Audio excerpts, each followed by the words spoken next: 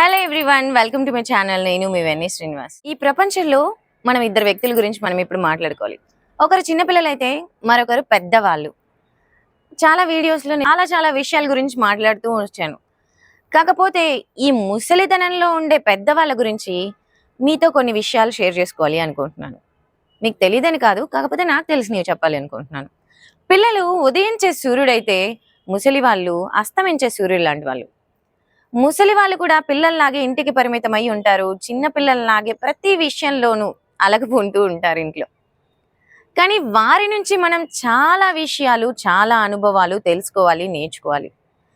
ఎందుకు అంటే మనం పుస్తకాలు చదివితే వాళ్ళు సమాజాన్ని, ప్రజల యొక్క నాడిని చదివారు. వారు చెప్పే ప్రతి మాట కూడా అనుభవంతో చెప్పే మాట అయి ఉంటుంది. అందుకే అంటారు పెద్దల మాట సద్దన్నం మూట అని. అంతేకాకుండా ఒక తల్లి 10 మంది పిల్లలనైనా పెంచి పోషించగలదు, సాకి సంతరించగలదు. కానీ అదే 10 మంది పిల్లలు కలిసి ఒక్క తల్లి బాగోగులు చూడాలి అంటే వారికి ఆ తల్లి భారంగా మారుతుంది. నిజానికి ఇది చాలా బాధాకరం. ఎప్పుడైతే ఆ తల్లి యొక్క బాగోగులు చూస్తామో అప్పుడే మనం ఆ తల్లి యొక్క రుణం తీర్చుకున్నట్టు. జర్మనీ వంటి అనేక దేశాల్లో ముసలి వాళ్ళని ఇంట్లో ఉంచరంట. వాళ్ళని తీసుకెళ్లి ఎక్కడో చీమల దూరం చిట్టడవిలో, కాకుల దూరం కారడవిలో వదిలేసి వస్తూ ఉంటారంట. అక్కడ వాళ్ళకి ఆహారం దొరక్క అడవిలో కొన్ని రోజులకు వాళ్ళు మరణిస్తారని అనుకుంటూ ఉంటారు. ఒకసారి అలాగే ఒక తల్లిని తీసుకొని కొడుకు అడవిలోకి వదిలిపెట్టడానికి భుజాలపై ఎత్తుకొని తీసుకొని వెళ్తూ ఉన్నాడు.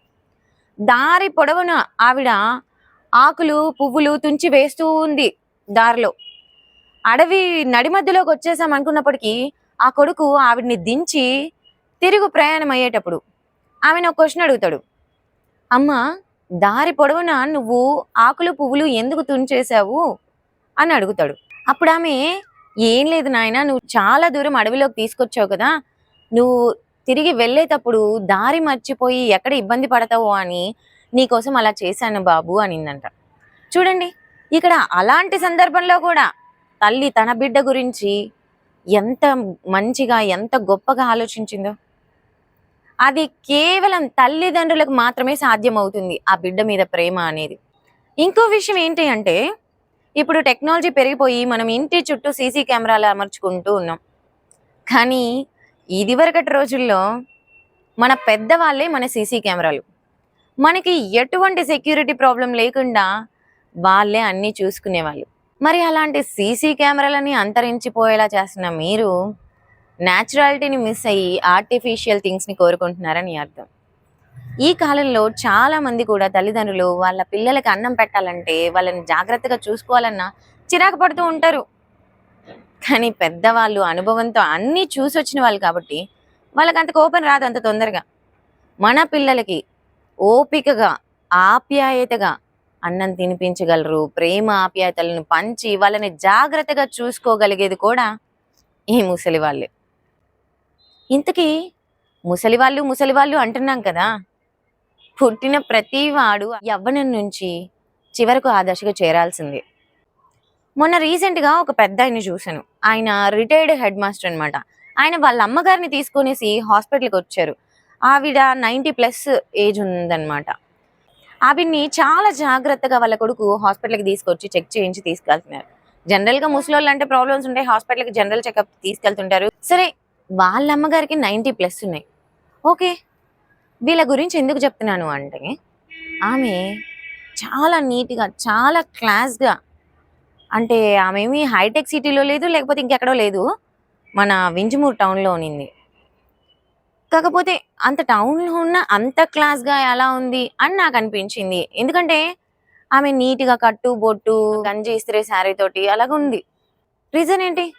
ఆమెకి ఇంకా ఓపిక ఉందంటారా? చెప్పండి. అంత వయసులో కూడా ఆమె అంత నీట్గా ఉంది అంటే కారణం ఏంటో తెలుసా?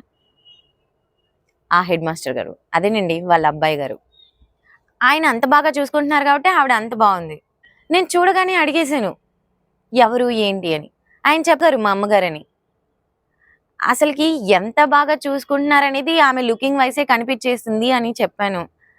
ఆయన చాలా హ్యాపీగా ఫీల్ అయ్యారు. అయినా ఇంత మంచి వ్యక్తి దగ్గర నేను నేర్చుకోవాల్సింది ఏదో అనిపించింది. అక్కడి నుంచి వెళ్ళేలోపు నేను చిల్డ్రన్స్కి ఎలా టీచ్ చేయాలి, నాకు గైడెన్స్ ఇవ్వండి. పిల్లల్ని ఎలా డీల్ చేయాలి, ఇవన్నీ ఆయన దగ్గర నేను టిప్స్ అండ్ ట్రిక్స్ తీసుకున్నాను. మనం యూత్ మనం అప్డేటెడ్ అని చెప్పేసి విర్రవేయకూడదు ఎప్పుడు కూడా. అది నేను చెప్పేది. పెద్దవాళ్ళ దగ్గర నేర్చుకోవాల్సినవి చాలా ఉంటాయి. ఏం లేదండి, నేను చెప్పాలనుకున్న విషయం ఏంటి అంటే, ఆయన వాళ్ళ అమ్మగారిని చాలా గౌరవించారు. ఆ గౌరవాన్ని చూసే కదా నేను కూడా అతన్ని గౌరవించి అతని దగ్గర నేనేదో నేర్చుకోవాలి అనుకున్నాను. సో ఏదైనా మనం ప్రవర్తించే విధానాన్ని బట్టి కూడా ఉంటుంది అంటాను. ఏదేమైనా అలాంటి పెద్దవాళ్ళని మనం ప్రేమగా గౌరవిస్తూ, అభిమానిస్తూ జీవించాలని కోరుకుంటూ, మీ Venni Srinivas. Thank you for watching.